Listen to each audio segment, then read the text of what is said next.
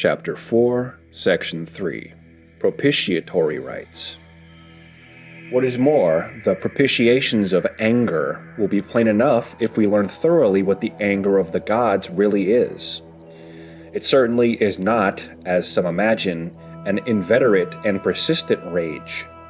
On the contrary, so far as the matter relates to the gods, it is a turning away from their beneficent guardianship.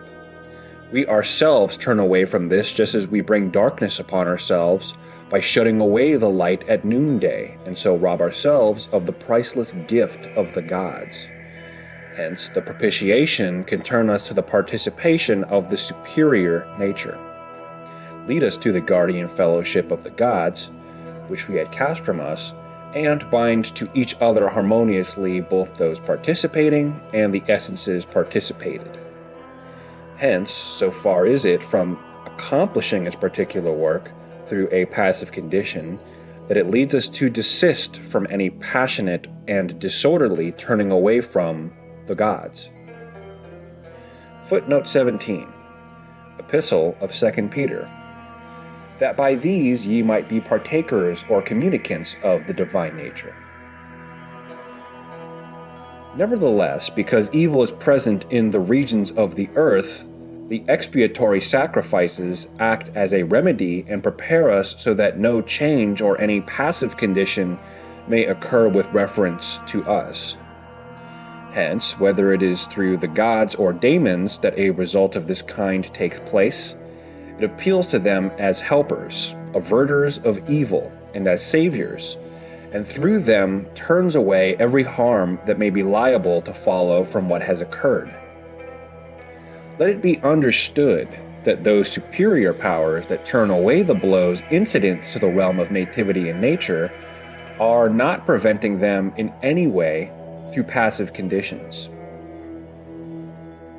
Indeed, if anyone has imagined that the intercepting of the protecting influence may bring on some chance injury, the endeavor at persuading of the superior races through the expiatory sacrifices, recalling them to their generosity, and taking away the sense of privation, may be in every respect pure and unchangeable. Footnote 18. Plato, in Theaetetus.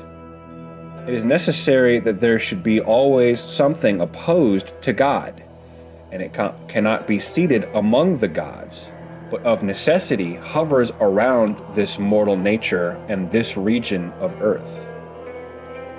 Footnote 19.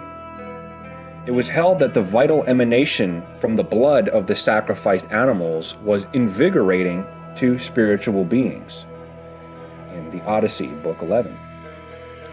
But Plutarch is severe about it. He affirms that the murderous and lascivious customs at the festivals only served to avert and appease the malice of certain evil spirits, or to satisfy the violent and raging lusts of some that either could not or would not enjoy with their bodies or by their bodies.